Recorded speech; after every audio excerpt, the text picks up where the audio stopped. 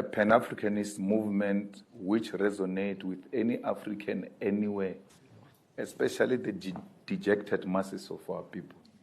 So, and that's why we're interested in the rural, because there's no any form of delivery that goes in there.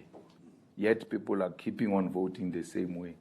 It can be on the basis of social grants. The urban people get social grants too, but they never use that as a determining factor of who they should vote for. We appreciate the fact that in the rural areas, we have to build strong EFF branches that are politically educated and that will educate the rural community, because, you know, in the rural areas, you find that there is one school and then there is one principal, and that principal was made a principal by SADU, and then SADU is ANC.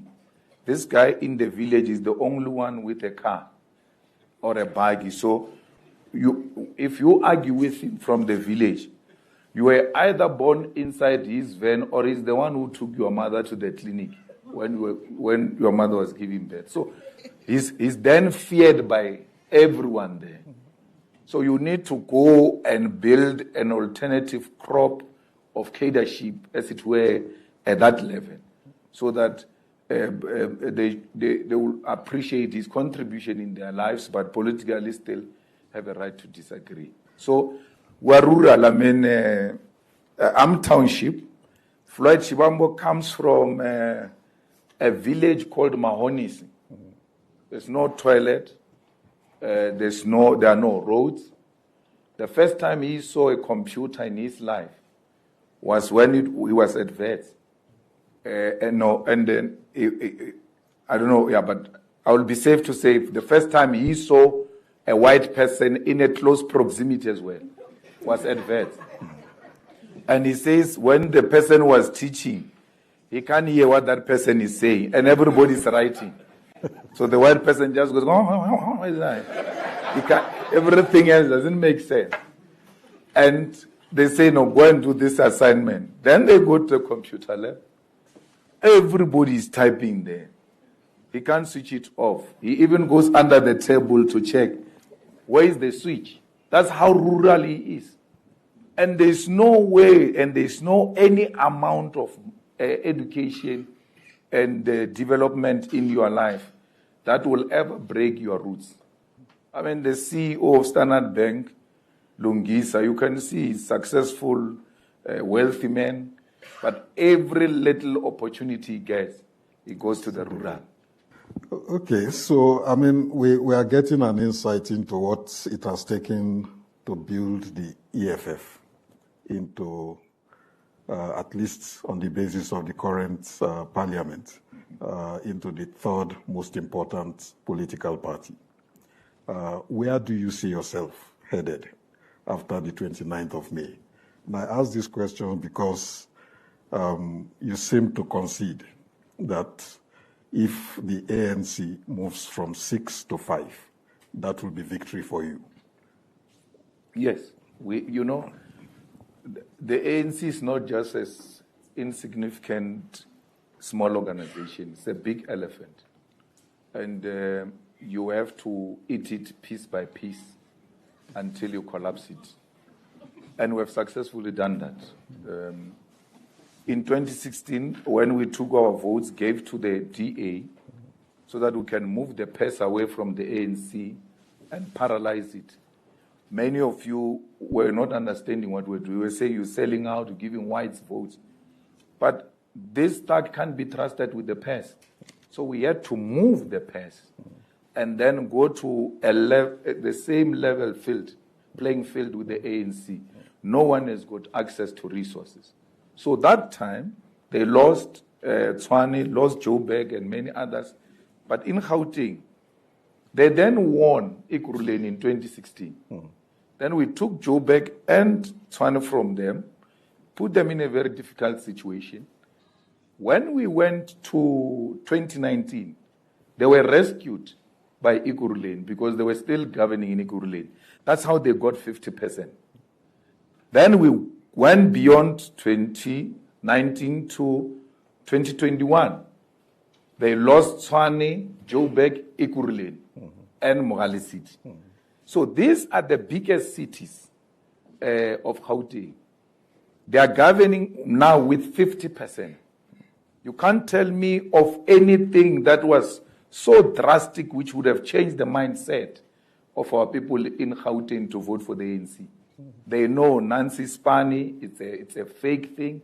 It's used for electioneering. They know they can see Panyaza for who he is. So the ANC is gone in Gauteng, if you want to be scientific about it. The same as KZN. And it doesn't matter what you do in KZN. Actually, they are in a deep hole and they keep on digging. They go grab a mic when a prime minister is speaking. We don't agree with that prime minister ourselves. He's an IFP member who does IFP things, but the king appointed him for that role. We shall respect him. Grab a mic, as if that is not enough. They go now cut the salaries of the staff members of the kingdom and close out. So then, and I would have asked the question if I was in their party as to how does this act help us to gain votes?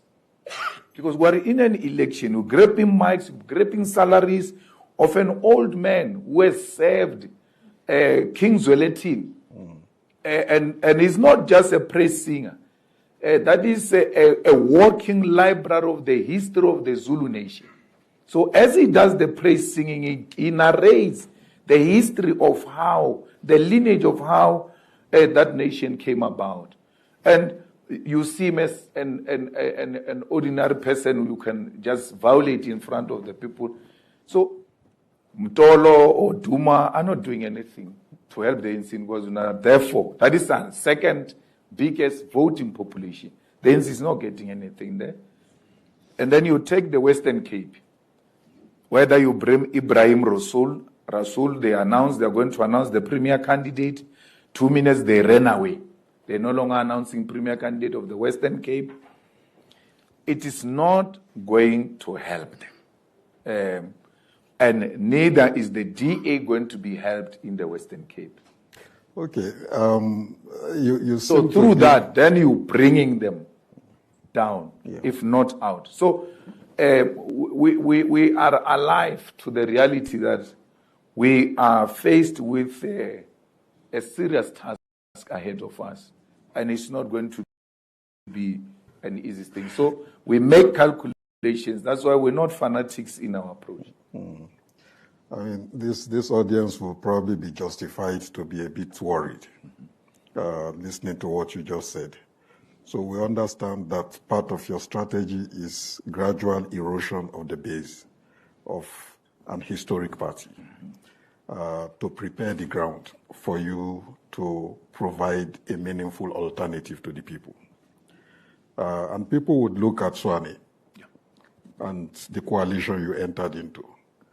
And many will say that it wasn't working. How many mayors did we have? How many evidences of instability in the municipal governance system have we seen? And is there a danger in your strategy, logical as it is from your point of view, that we might end up in a situation of serious national instability? I don't know which coalition, Prof, you're speaking about in Tshwane, because we have never been in a coalition in Tshwane. We supported the DA in 2016 under Solum Simang, and then in 2021, the coalition, the Moonshot coalition, they call it that now, won the Tshwane municipality, and it has always been them. We're not part of that. We were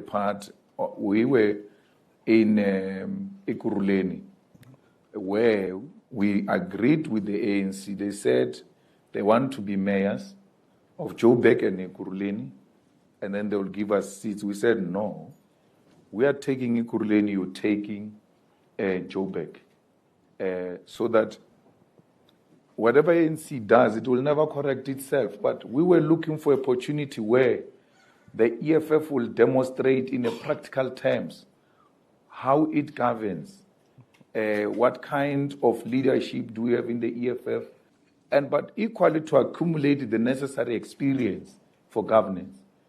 And they refused, and we said, okay, let's go and choose mayors from small parties.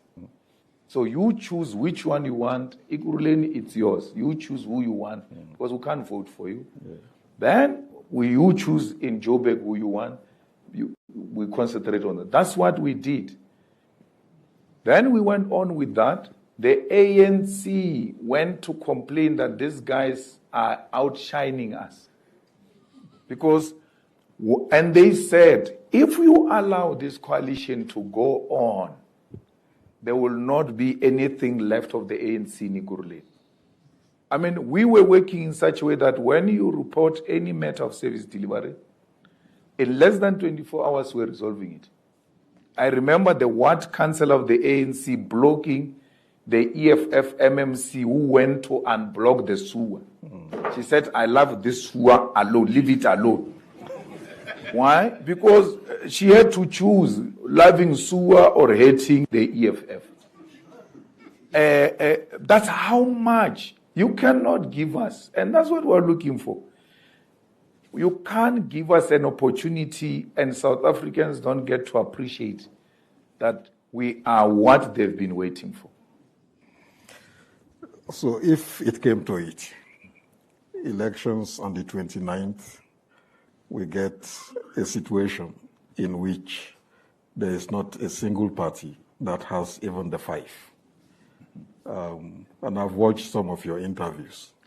This question has been posed to you. What will be your approach to ensure that whilst pursuing your agenda for change in the governance of the country, you also ensure national stability? Firstly, there must be a guarantee there won't be a national instability, because the EFF, if it fails, it has to become an official opposition. So the ruling party, they always lean towards the official opposition, because they compete them with this kind of policy. They also want to outshine the opposition with the opposition's policy. So if the opposition is right, the ruling party lean to the right. So if the opposition is left, the ruling party will lean to the left.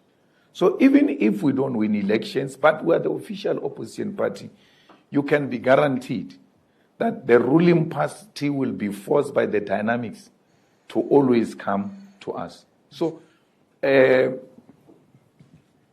we want a situation where ourselves and the ANC combined, we get more than 50% of the votes. Then we've got a strong bargaining power. We don't want a situation where the ANC, if it goes to pick up smaller parties, it then gets 50%. Because it's going to procure those people of former prisoners and this and that to come into coalition with it. So you need the EFF with a decisive majority, so much that if the ANC says I can do without the EFF, they go to smaller parties, they don't succeed. The same with the DA. When it goes to the smaller parties, it must not succeed. It must be like have an option between EFF and the ANC, and it must choose. It has already pronounced it can't work with the EFF. We don't care who we work with. We can work with the devil, because both are devils anyway. We have to choose a better devil. So we don't want anything. Just give us an opportunity. Imagine if I was a minister of sports in Ramaphosa's cabinet now. Everybody else would be thinking I'm a president. Because there's nothing Ramaphosa can do to outshine me. Nothing. The people will be complaining about a tar road, about water, about electricity. in the process, they will be saying, Malema must come here, protesting, blocking roads. A Minister of Sports must come here. Because how do you become a president and people are dying of cholera in Hammanskraal? You take a PR stunt to Hammanskraal where people die. The Rooival water reticulation plant has been financed, is still not operating, no contractor on site. You go look at it, you go talk to the people, you leave. It's now more than 8 months or so. Nothing has changed, if not worsened, in Hammanskraal. What kind of a president is that? And Hammanskraal is in Pretoria, next to his office.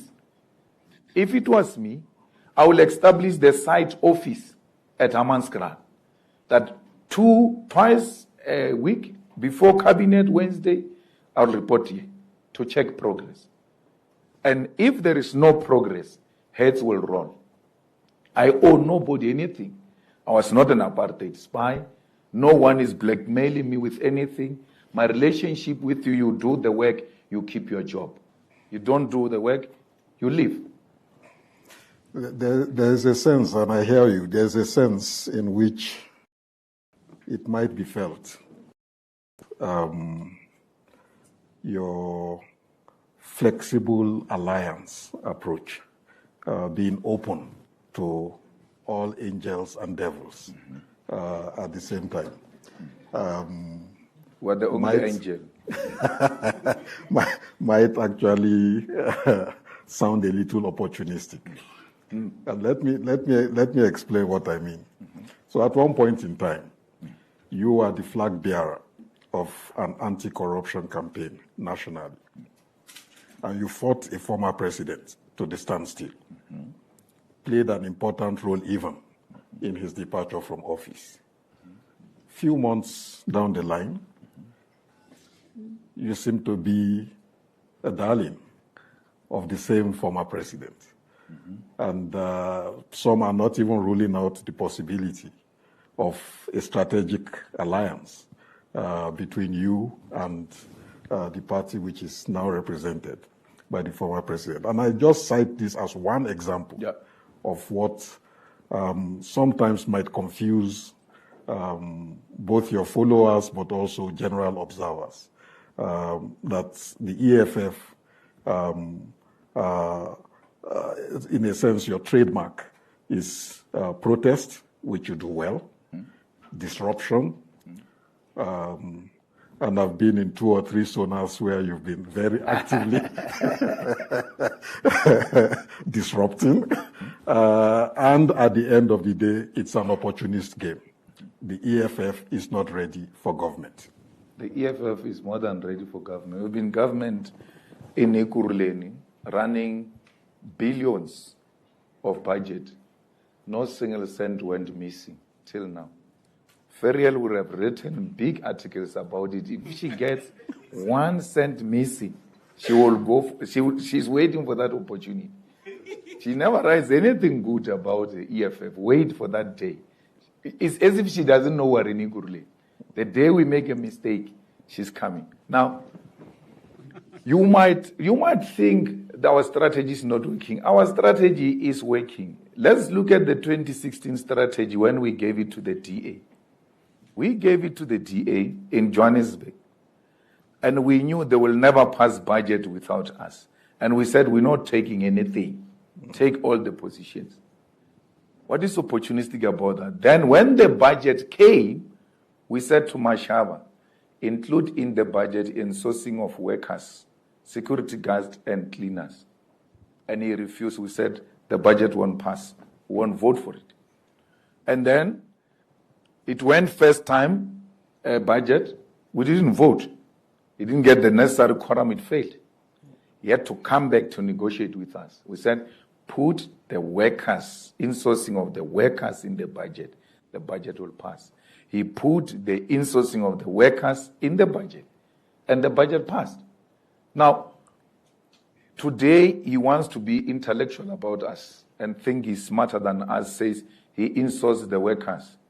Again, Ferial doesn't ask him the question, Show me that policy of the DA in 2016, which you were implementing. You are purely implementing the EFF policy because DA has never had, even now, a policy to insource workers. Action SA has got no policy to insource workers because in Tshwane, we put a motion for the insourcing of workers. The Action SA voted against it. Because it's not Mashaba's policy. He was implementing our policy. So, is it about us or is it about what we want to achieve? It's necessarily about what we want to achieve. And we achieved that without occupying any executive positions. Bratemba will tell you, they were teaching us as we were growing up, when there was still real organization, strategy and tactics. It's not so much the tactics you use. It is about will you ever arrive at your strategic objective? We're going to kiss a lot of frogs on the way to obtaining the strategic objective of the EFF. And that is not opportunism. So, President Zuma, it's a PR exercise, you know. I think he's doing these things for what they are. Like, he will never accept to be a member of parliament. And I don't need him to say that. You ought to know on your own that once President Zuma signs oath of office, not oath of office, that thing that they say, help me God, once he takes an oath as a member of parliament, he has accepted a junior position. Therefore, he loses the benefits of a former president. Not after spending a day. Once he says, help me, God, he'll be asking God to help him for those cars to go away outside. The whole motor gate, once he does that, the whole motor gates leave. So, who will want to do that? I don't think. And now, they're really playing into his hands. And he's got them. So, you saying I'm being friends with President Zuma, no. I have nothing to do with him. They are fighting each other there. It works for me. Let me go this way.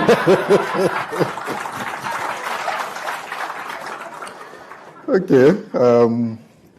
It's an interesting perspective on strategy and tactics. I didn't know you are also a Leninist. But let's prepare the audience. I'll take a few questions. But before I do that, whilst you get ready and the microphone is being prepared, let me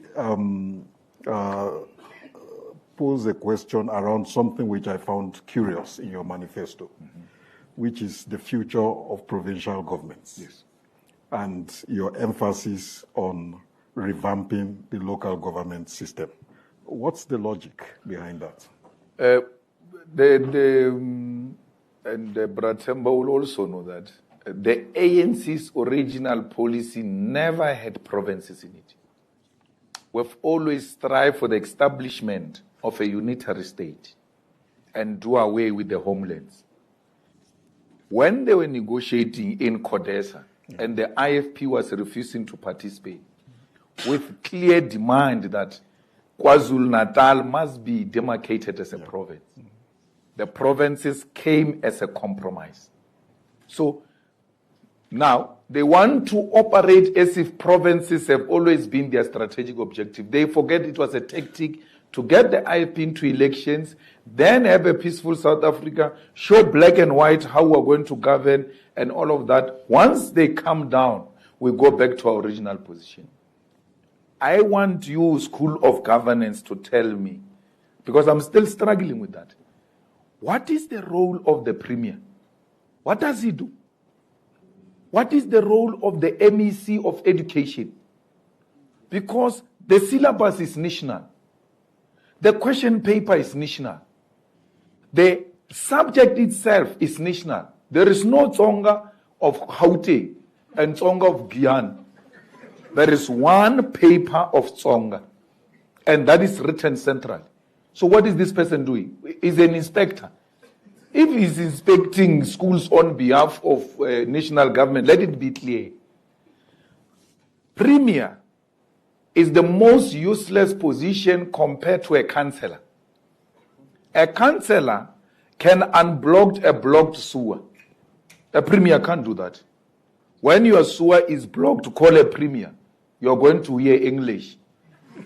In terms of systems and spheres of governance and hierarchy, we are not allowed, but as it were, I will call the mayor so that we find a way and address this thing holistically. That's it. The toilet remains blocked. You call a councillor, which street are you? Okay, come. I'm coming. He goes stand next to the sewer, call the municipal workers, come in and block the sewer. None of those people in the province can do that. So the ANC then gets provinces. Then it realizes, no man, we can dispense a lot of patronage. We thought we were only going to be at this. So we can also put our people here and have as many cadres as possible eating. And it works for them. That's why they don't want to move away from it. We remove the premier. We remove the MEC. We remove the legislature. What is the role of the legislature? Because the law is one. The Constitution of the Republic of South Africa is the law. Every other thing must be in compliance with the Constitution of the Republic of South Africa, which can be done centrally in Parliament of the Republic of South Africa. In Limpopo, when they go to legislature, they announce it everywhere. Facebook, members of legislature. It's like a 21st birthday party. Why? They never go to legislature. They go once in a while. But salary doesn't come once in a while. Benefits don't come once in a while. All of them have got parliamentary villages and all of that. Why? For what? So we can save a lot of money by removing the provincial government and have a super metro called Gauteng with a mayor, and it doesn't matter thousands councillors, as long as they've got a specific constituency that they are responsible for and they are going to service. That's all we need. Local government, as it is now, receive the lowest chunk of the national budget. And then provincial government gets this big chunk and national government. Provincial government to do what? Who said municipalities can't run schools? Today, because of this hierarchy thing and all of that, there are certain things that municipalities can't do in schools unless the MEC approves. So why so much red tape and protocols? So we believe that we need to have one South Africa, one constitution, one currency, one parliament. And everybody else must be to the service of people, not these ceremonial positions that are costly to us. I hear you. Cost of government is a big issue across our continent. It's an issue which resonates in different ways. But you did say that the current arrangement and the federal principle underpinning it is the product of a historic compromise.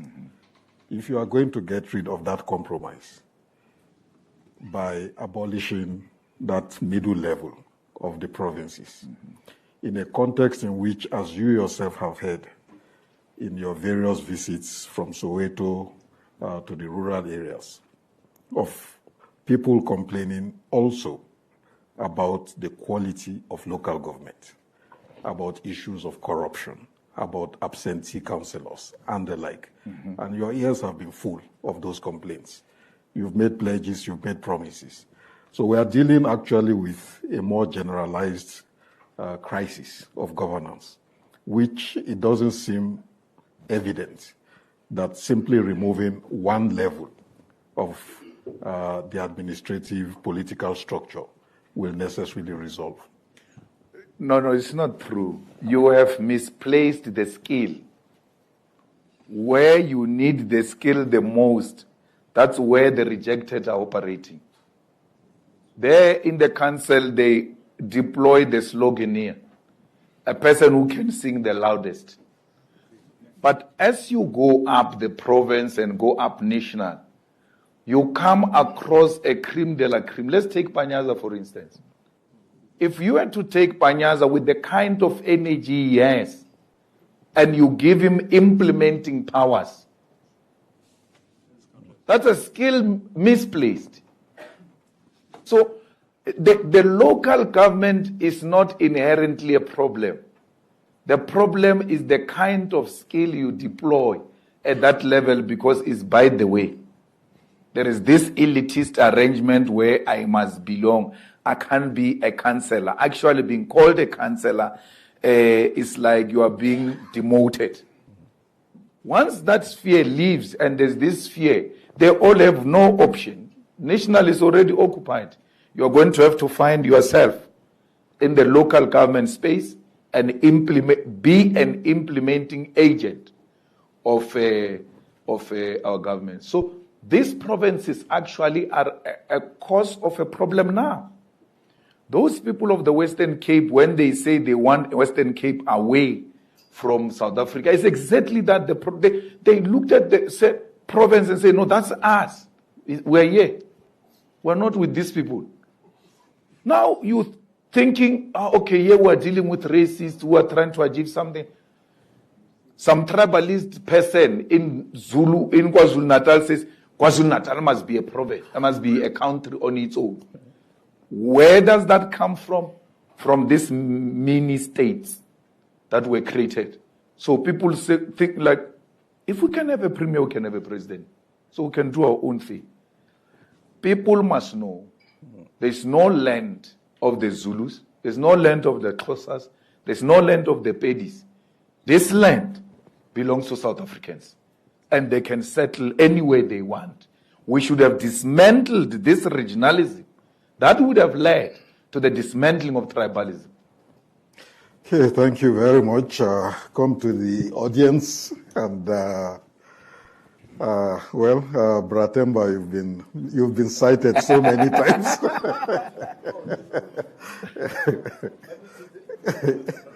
Yeah, I will go around. Please start with Bratemba, and then I'll walk backwards.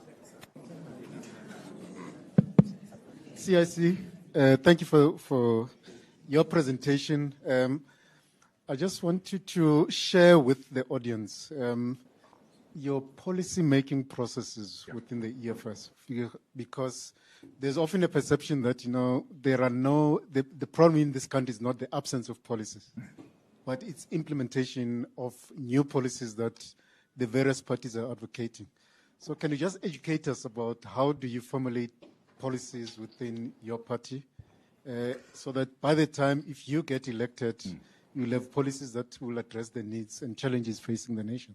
Thank you. May I ask you to warehouse that? And I take two more. Then I have to get this facility. Yeah. Okay.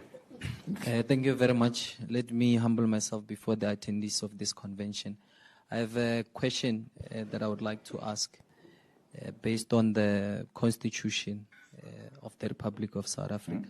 Now, in Section 217, if I'm not mistaken, it talks about when the state contracts for goods and services, it must do those things fairly and equitable. But we are the most unequal society. Now, the preamble of the same constitution then says we must heal the divisions of the past. And in the fraternity that which I belong to, the top 5 of the law firms in South Africa, okay, they were incorporated even before 1994. Now, to be competitive to that space to a young person like me, it's a bit of a problem even if I were to incorporate tomorrow, because I will be having to be on the panel. You must have 20 years experience and all of those things. Now, in the NYDA, we did even, I think when I was doing my law degree, when we were with the IT guys, we came up with the system even before COVID, a paperless healthcare system. We went to present it.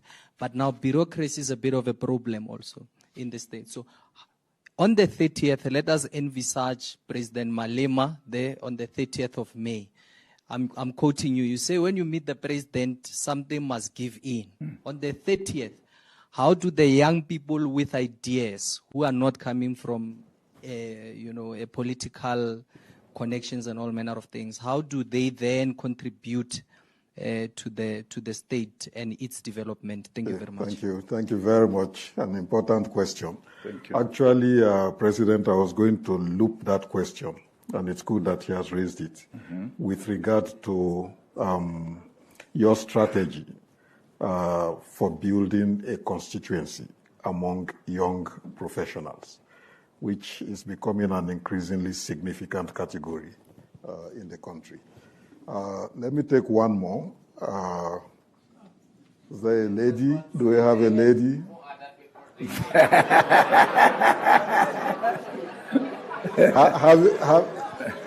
Have a seat. Have a seat. Thank you very much. I just want to ask a simple question. Yeah, I love you, Mr. Julius Malema. My name is Floyd. Yeah, I hear that you say if ANC is losing, you will take your vote and give it to ANC and you will put Floyd as a Minister of Finance. Is it true or false? Thank you.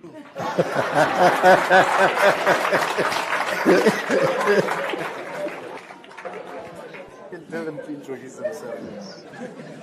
Okay, thank you very much. I think those are substantive questions, and as many people as want to contribute will be given the opportunity to do so. Yes. So please don't get agitated. Yeah. We've taken 3 questions. We'll come back to the president and get his response, and then we'll open up for another round. Thank you very much. When the EFF was formed in 2013, we went around consulting our people on the options that we had, whether we should form an economic emancipation, non-governmental organization which will agitate for economic freedom, or we should form an economic freedom that will be a lobby group aligned to the ANC, or should we form a political party? They said we must form a political party. Then we engaged in the process of drafting what we call the founding manifesto of the EFF. And in that founding manifesto of the EFF, that's where the policies of the EFF are contained. So from election to election, whatever you promise should be aligned to that founding manifesto. So let's talk about 7 non-negotiable cardinal pillars, for instance. They are in the founding manifesto. Expropriation of land without compensation is in the founding manifesto. So even if I so wish to get rid of it as a new president of the EFF, I've got no option, because the founding manifesto is not a subject of amendment. It stays forever. It's not a constitution that from conference to conference you can change. You have to make sure that you follow the founding manifesto. Then all of those policies are the ones that we've been advocating for in Parliament. In the founding manifesto, you find a minimum wage, for instance. We spoke about minimum wage in 2014. In 2013 founding manifesto, 2014 election manifesto, went to Parliament and sponsored a bill on minimum wage. The ANC rejected it initially, and ultimately in 2018 they agreed to it. And we were saying in 2014, no one must be paid less than the lowest paid worker must be paid 4,500. They refused and said a worker must be paid 20 rand per hour, and then a farm worker 18 rand per hour, and then domestic worker 15 rand per hour. If you calculate that money in 40 hours, it gives you 3 point something thousand, right? So which means the ANC said per month, people must get less than what the EFF said they must get in 2014. 2018, then fast forward, the latest adopted one says, no, they must actually get 27 rand. The good thing about it is that it's not now categorizing them, unlike the previous one, which was saying farm workers, says minimum wage, 27 rand. So between 2018 And now, if you calculate 27 rand, there's been an increase of 7 rand. And these people are now getting 4.6 or something like that. Achieving what the EFF said in 2013, that no one paid than that amount of money. Using this at a point that we're implementing that which is the founding principles of the EFF. Went into Parliament and said we must amend the Constitution to allow expropriation of land without compensation. From 2014, fighting for that. 2 years ago, the ANC then says, we agree. Let's establish a committee which is going to investigate if people agree for the expropriation of land without compensation. Went all over South Africa. Majority of people agreed with us, both in public participation and policy submissions in Parliament. Agreed with us. The ANC, we came here, there's a hotel here, I forgot the name. We went to have a meeting there with the ANC. Very senior comrades of the ANC were sent there, including, I remember Bulela Ncuga was there and others. We agreed on expropriation of land without compensation. When we go back to Parliament, having collected this and agreed with them, they bring an amended motion that we will expropriate land which belongs to the state and rotten land. What do we do with the rotten land? Because what rotten land is not those things of wet land. And then how do you expropriate that which you have? And then they say we must vote for that. We said no. And then they went out and said they voted against expropriation of land. They don't finish it. They don't say this is what we were proposing. They just say expropriation of land, but they don't explain what the amendment entailed. It's like Zuma when he went to vote for the killing of Gaddafi in the UN Security Council. He came back and said, I never voted for that. I voted for no-fly zone and stopped there. When he said, I voted for no-fly zone and stopped there, Floyd added that you voted for no-fly zone and any other means necessary. So that any other means necessary is what killed Gaddafi, and you voted for it. So you ought to listen to the detail of it in order to appreciate where do these people come from. Not once have we ever compromised on the expropriation of land without compensation. Look, the EFF gives black young professionals opportunity now through its existence without being government to fight for themselves and to be who they are. If you ask young professionals wherever they are, when a white boss wants to impose on them an illiterate white boy because he's a child of a boss, they just tell the white boss now that we are going to tell the EFF about this. The boss says, let's talk about it. It looks like it needs a different approach. Now, we've given black professionals the weapon they can use to protect themselves, and that is the EFF. Imagine we do that outside government. If we become government, none of our people will be disadvantaged. I'm not a lawyer like you, but I know for a fact that in the Constitution, it is very clear that in whatever we do, we need to address the imbalances and the inequalities of the past. And hence the emergence of those things of BEE and all of that. You cannot address South Africa's historical problem without addressing the empowerment of those who were rejected by the system, because it was a deliberate thing to keep you out. It must be a deliberate thing to bring you in. So you were not out by coincidence.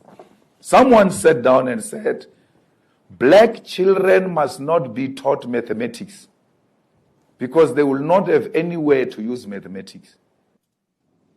And he was right. Verwoerd, I almost said Van Riebeeck, Verwoerd, same thing. Now, Verwoerd says, what are black people doing with maths? They can't use it anyway. He's right. Maths equals to high jobs and high opportunities. And high jobs and high opportunities were reserved for white people. So even if you pass maths, where are you going to go? And you can't go and work outside South Africa, because once you do that, you are a terrorist in consequences. Even when you are just living professional, you get accused of being a terrorist. So they knew you are stuck here. How do you address that? You have to give these black people that which white people denied them.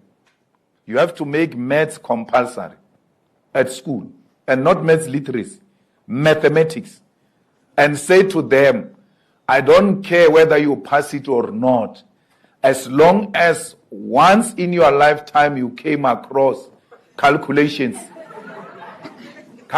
then you will calculate life. Because everything we do is mathematics. For you to park a car, you don't have to see whether the number plate is close to the wall. By calculations, you just know, I've arrived. But someone without calculations thinks he has arrived. And they also know their own problem of not being good with calculations. They don't switch it off when they park it. They put it on neutral, handbrake, get out to go and check if it's not hitting the wall and there's still a space. He goes back again to drive it a little bit. But a person who can think and calculate knows, this is how I move. So we're denied the ability to stretch our brains and contribute to the geography of knowledge, because they didn't want us. So unlike Ian Smith in Zimbabwe, Ian Smith had no option. There were few whites and the economy was too big. Therefore, he needed extra hands to help him to build the Zimbabwean economy. And he was not going to build it with illiterate people. Hence, he educated everybody. There was no Bantu education in Zimbabwe for black African Zimbabweans, unlike us. White and black in Zimbabwe learned the same education. That's why sometimes you want to hate them or like them. We all often say Zimbabweans are educated, because their education system has always been for all. So we need to deliberately empower people. The ANC made a terrible mistake in 1994. They gave us RDP houses. They should not have given us RDP houses. They gave us that white T-shirt, which had two doves of peace. And then they made us sing some songs. South Africa, we love you. But we're singing for peace. How do we sing for peace? We're not fighting with anyone. What is that? Then after they gave us T-shirts of peace, they gave us T-shirts of Masakan. There was something called Masakan. They bombarded us with those things. Hey, when you are still saying Masakan, they said, boom, RDP house. Had you given people free quality education in 1994, 30 years down the line today, they would have built their own houses. They would not have required an RDP house. Why? Education and employment, graduates and employment and empowerment are the same WhatsApp group. I'm not saying there are no unemployed graduates, but the percentage is very low. So the chances of getting a job and a quality paying job when you graduate, they are high. Education should have been, and painfully so, the ANC had a banner in 1994 that said free education. Said that. And they never implemented that. Kids had to be short here and all of that because they are asking that which was promised to their parents. So we are going to empower our people. We are the most unequal society according to the national standards. If you were to compare South Africa to other countries. We're number one because we have not resolved that issue. So the Gini co-effective competence, the Gini competent says the equality is between 0 and 1. And when you are close to 1, it means you are the most unequal society. When you are close to 0, it means the inequality is low. Right? So you go and look at what they say about South Africa. We are at 0.67, close to 1. And then all African countries that you want to speak bad about because you want to hate them. Not all, majority of them, majority of African states that were told are dysfunctional are actually at 0.5 something. They don't go close to 6 when it comes to equality in their own countries. So you can never resolve the issue of a historical disadvantage if you don't involve the deliberate empowerment of our people and address the inequality that exists in South Africa. And you can't address it by wanting to be nice to everybody. You have to take a firm decision. White people don't have a problem with that, by the way. White people just want to know where they stand. The leadership has to take a decision and be firm on its decision. When we were firm on BEE, there were a lot of millionaires in the township. Until this guy came. And every deal, from Tabo's time to now. I mean, if you say the problem is Zuma, where are the Saki Matozomas of this guy? Of the current guy? Mzikumalo of this guy? Where are they? So, the guy just came and engaged in an anti-black economic policy. And that's what we are subjected to now. So EFF appreciates that, and in its manifesto, it's very clear.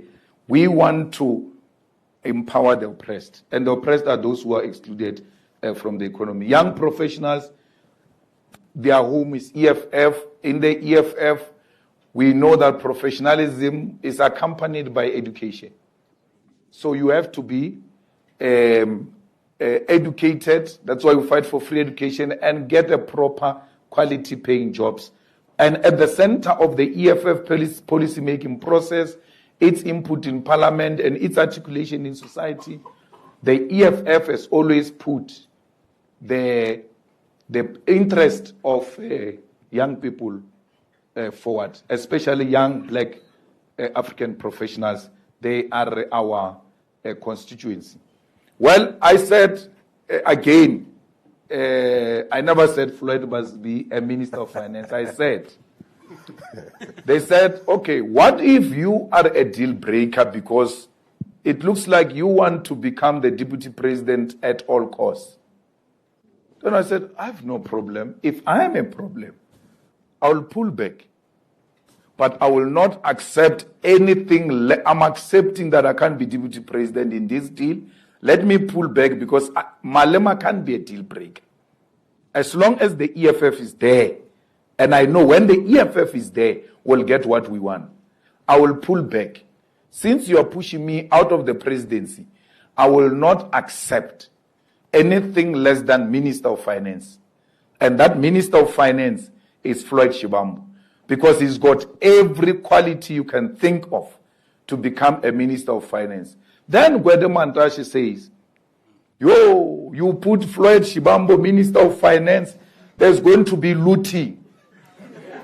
That is a person who walks around with looting of Busasa cameras in his stomach as he moves around. He thinks he can educate us about looting. Look at Minister of Finance now. And Ferriel will know this.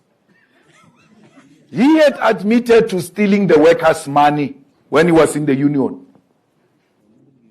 He admitted to that. Actually, when the scandal broke, right, he was something deputy, what.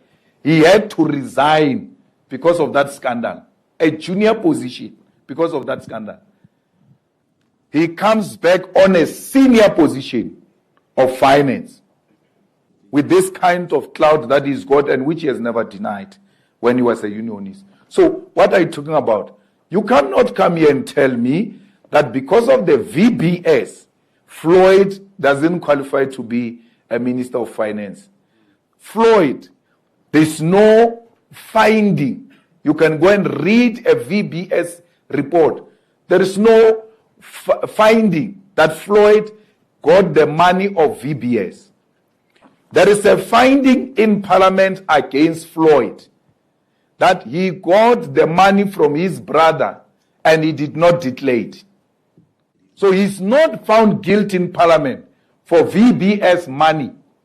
He's found guilty for having not declared his brother's loan to him, a loan that he has submitted all types of loan agreements to SARS, competent, qualified institution accept that as an explanation.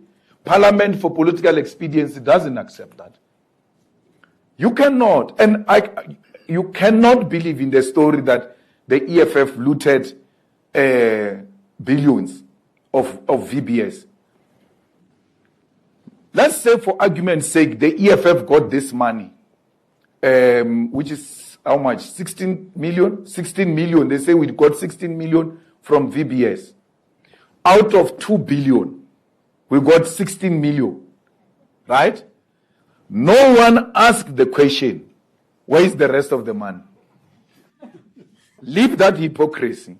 Go and check the percentage of people who are charged in court now because of VBS. 90% of them are ANC members and leaders. No single EFF leader, including the treasurer of the ANC in Limpopo, Denny Musiza, is charged for VBS. No single leader of the EFF has been charged for VBS. No, you can't be financed VBS because the VBS was the work of the intelligence to discredit the good image of the EFF because they could not falter it politically and spread that in the media.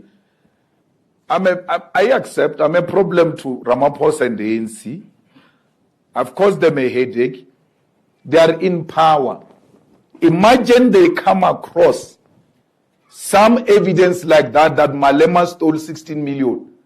With the power they have, they don't charge me. Why? They know there is no such a thing. They did that to me. They charged me before in Limpopo. I've never fought anyone. I went to court. Then the judge said, but this guy has been coming here for 2 to 3 years now. Every time he rocks up in the box, you say you are not ready for his case. Why did you charge him if you're not ready? They were charging me to discredit me so that I cannot politically contest them. They're using VBS for the same thing. So it's up to you if you want to believe a lie. I'm saying to you, just one question, ask yourself. But these guys who disrupt Ramaphosa in parliament and cause all types of problems, and then he says they stole 16 million, and this guy is the president, he controls Bato, he controls Minister of Police, Minister of Justice, everything. Why is he not arresting this trouble? Okay. He has got nothing on us. So you cannot discredit, amongst other qualifications he has, by the way, it's a master's from here, the governance school. Yeah, at Wits, Floyd Shibamo. You cannot disqualify a person on the basis of unfounded allegation. Listen to Floyd and give him a chance. You'll appreciate that this guy has got a different kind of brain. No, thank you very much. I allowed you to address those questions as exhaustively as possible, but we'll manage time. Before I come back to the audience, since we are talking Floyd finance money. How are you financing your campaign? Now, let's start at the, and I always tell this story because it always fascinates me. We're preparing 10th anniversary rally of the EFF at FNB Stadium. We're hustling, we're getting money from Parliament and IEC and then provinces where the EFF is represented. That's our money, where it comes from. Then we have party levy. And we collect no less than 2 million per month from our own party levy. We've got no less than 1,100 public representatives that pay their party levy loyally. So that's the money that we use to do work. As we prepare for 10th anniversary, the IEC puts in the EFF account 37 million. And then the TG says there is 37 million here. We didn't expect it. We don't understand. I said, call them. Call them. They said, no, it's a special allocation to political parties. I said, write the letter to them so they can respond in writing.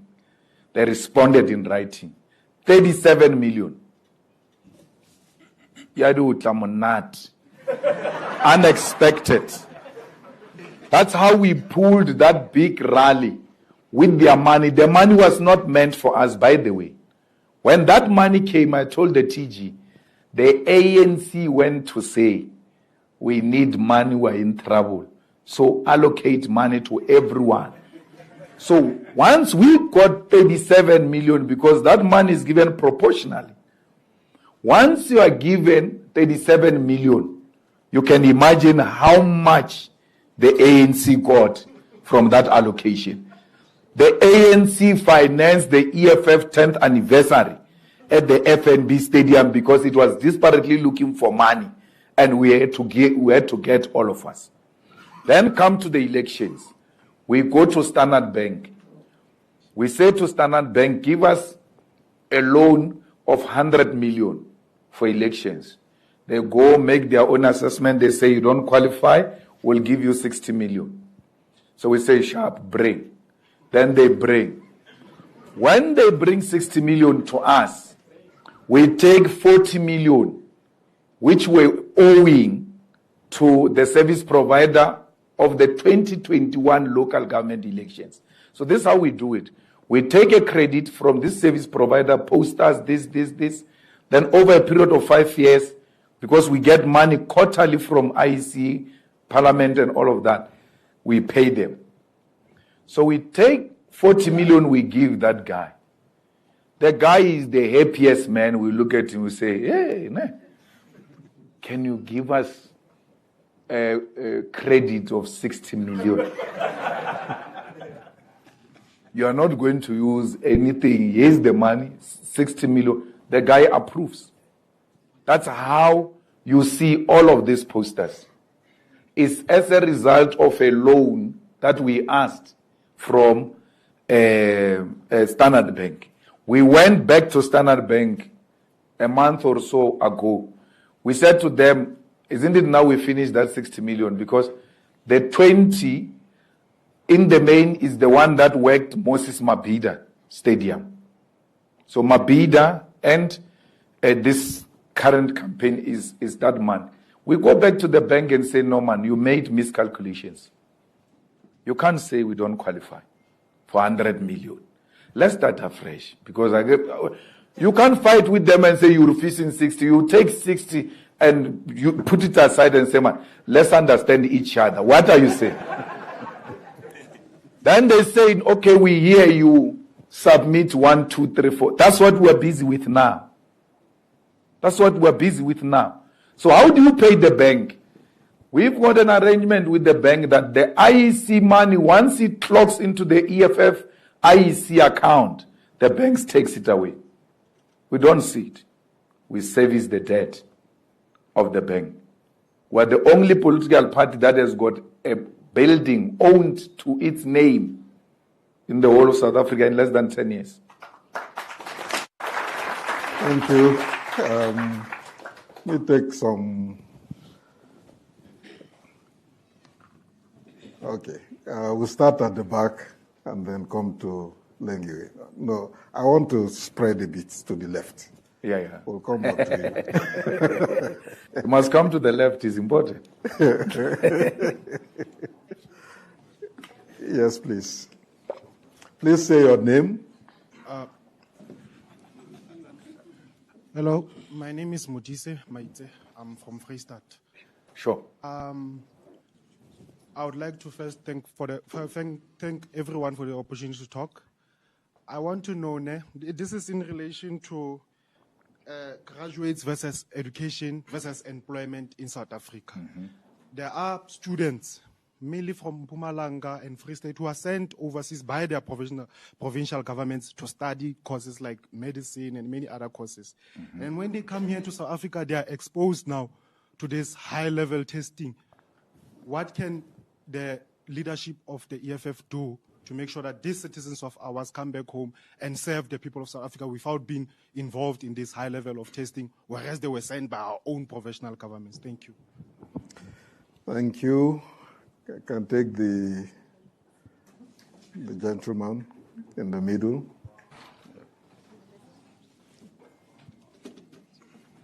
Your name, please.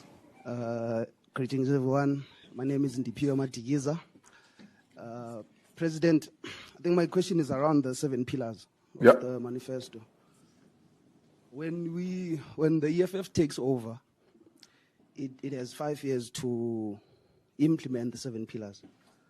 Now, my question to you is that 5 years is sufficient? Because one, we'll have to do a bit of cleaning up to make sure that those pillars are achieved. And second of all, if we're cleaning up, not everyone will understand the process of cleaning up in terms of removing what you deem not fit to achieve the 7 pillars.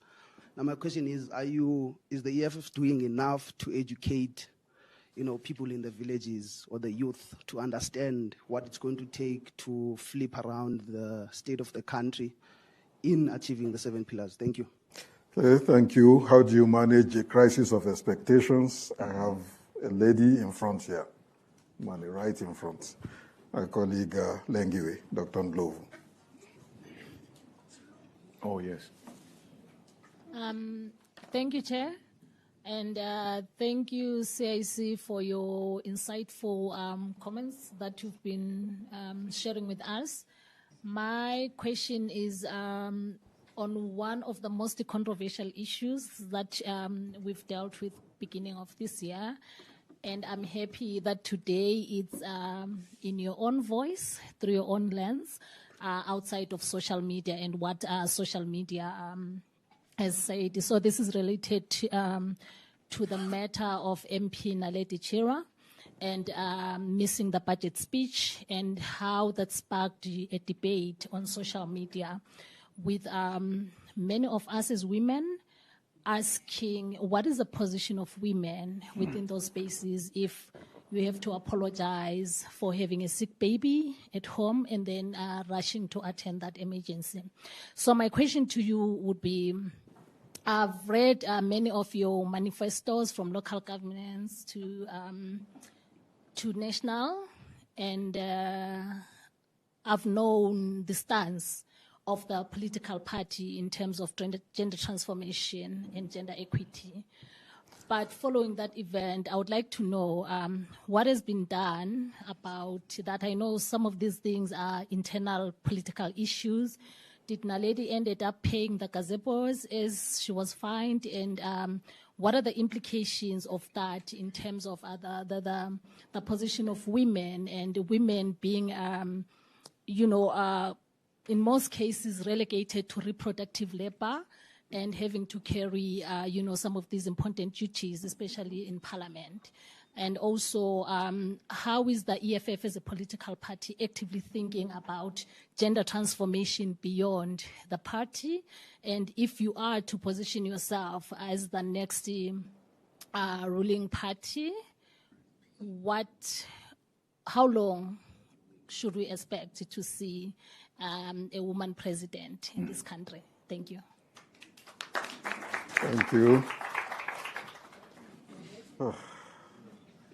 Okay. I have Now a lady give in this front one. here, please. This is a young student here. Lena. Greetings to all in attendance. Your name, please. And My name is Bugisa, but I'd like to greet the CIC first and also the incoming President of the Republic. I have 2 questions. My first question is with regards to the role of local government in the land reform project, right? So what does the EFF say with regards to balancing developments for the future, right, through either industrialization or building of the finance sector, and balancing it with like social reform to encourage economic transformation? That's the first one. And then secondly, how do we build good governance, not to just have ideals like transparency as tick box exercises? How do we build a system that is proactive in ensuring that leaders are accountable to the citizens of this country? Thank you. Okay, thank you very much. I think we should come back to you. Yeah. And in some, actually, it's a question about is the EFF really a party of government? No, I think that this question on the students who study overseas and then having to come back and be subjected to a further training and all kinds of treatment, it is actually an issue that emanates from people who are not professional in their approach of government.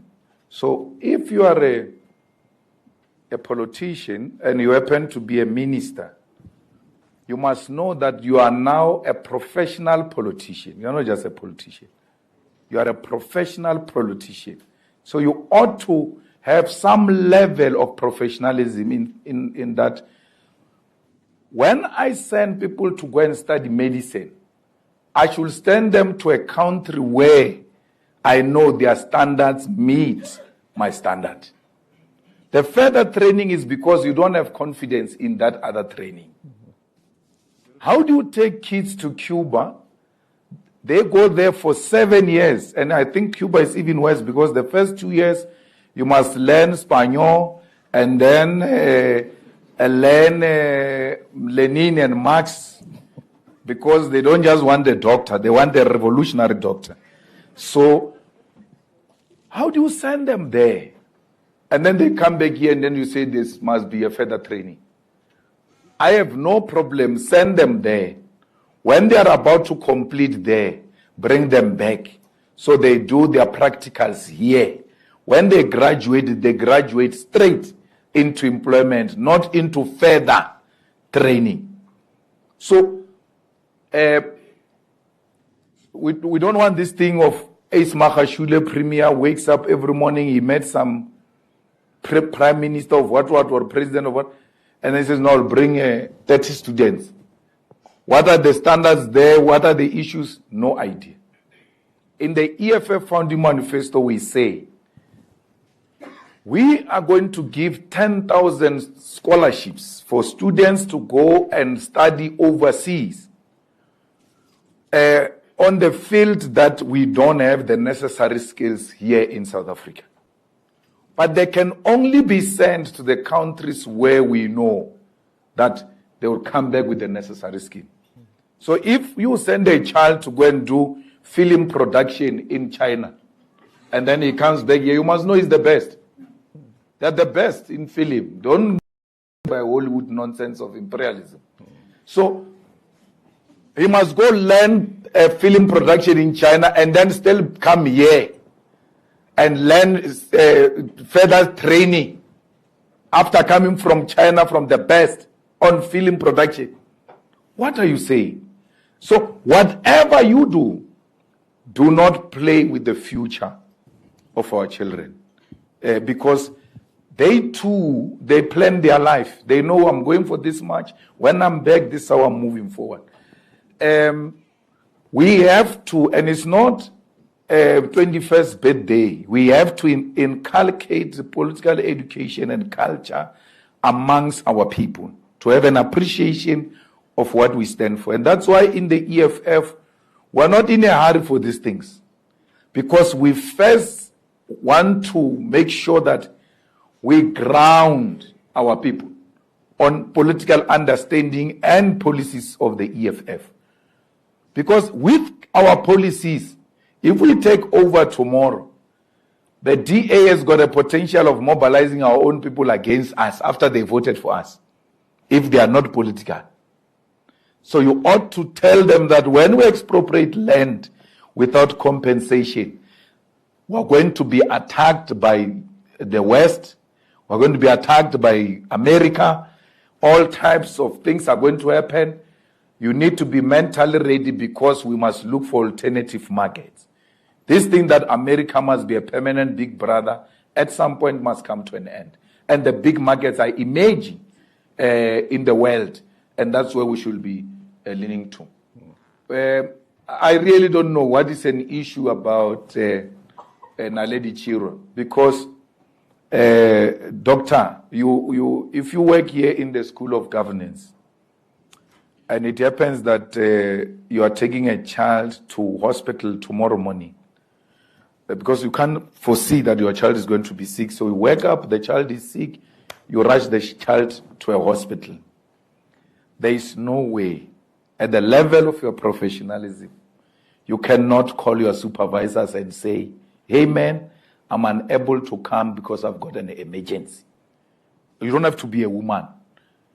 Being a woman does not mean be unprofessional and hide behind being a woman. Myself, I can miss my work because my child is sick. Actually, if I'm at work and I'm told my child is sick, I will leave work. But I won't live in a disrespectful way because I'm a man. No, I'm under a certain leadership. I have to say to them, comrades, I'm not going to make it because I'm rushing home, my child is sick. You don't do that, right? You don't do that.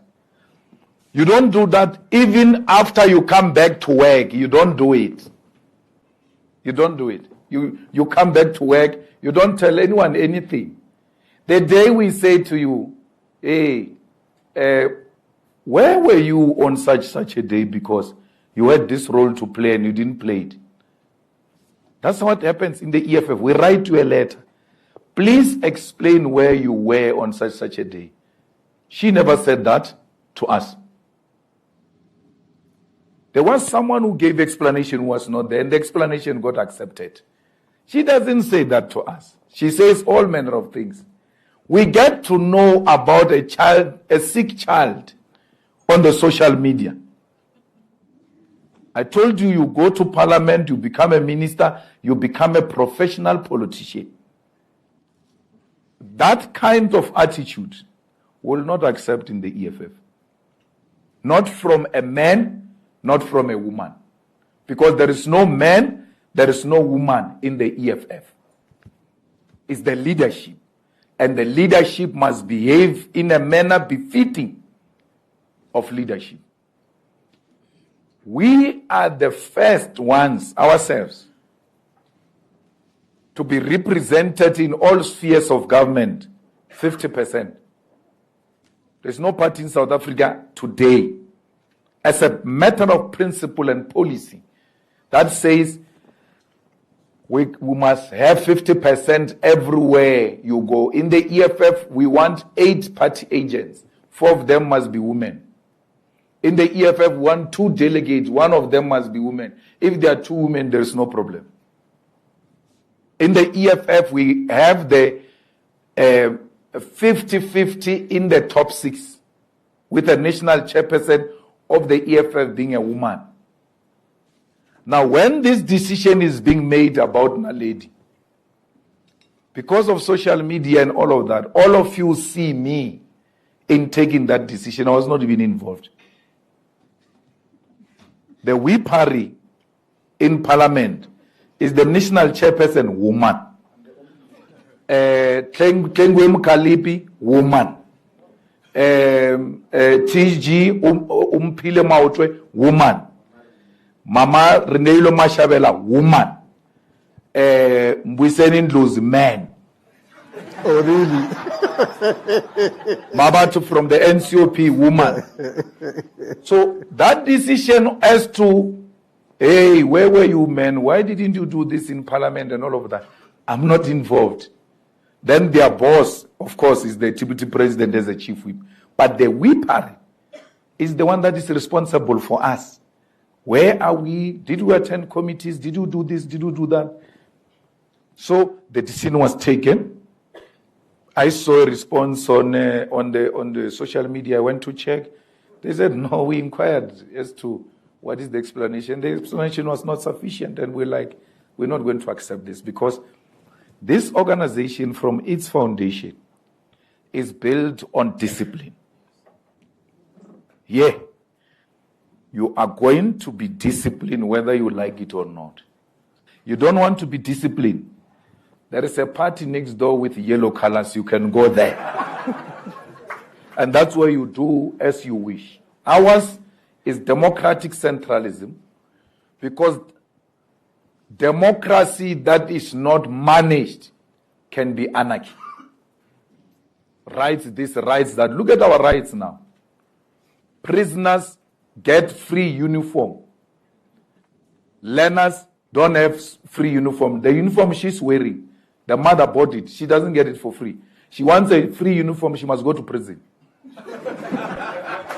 How do you give prisoners free uniform and you don't give learners free uniform? You give prisoners flushing toilet. Students, learners in the Eastern Cape don't have flushing toilets. Prisoners have. You give prisoners breakfast, lunch, supper. Our people in Alexander, if they have a meal that day, they are very fortunate. But prisoners have got a guaranteed meal. Prisoners have got running water. Prisoners have got electricity. I heard you saying ministers are buying themselves generators to fight load shedding. Prisoners have got generators. They don't know load shedding. So prisoners live in a much more better position than an ordinary person who's not in prison in South Africa because majority of our people are living in extreme poverty. Almost 18.6 million people in South Africa live in extreme poverty. So when you use lower and middle income to define poverty, you have 34 million people in 2023 alone in South Africa who lived in poverty in South Africa. So, and that is 41% of your population, by the way. So we cannot allow these things to happen. We have to reprioritize our priorities. So women, gender equality, there must not be a female president, there must be a president, whether female or not. No one must deny people that they can't be president because they are women.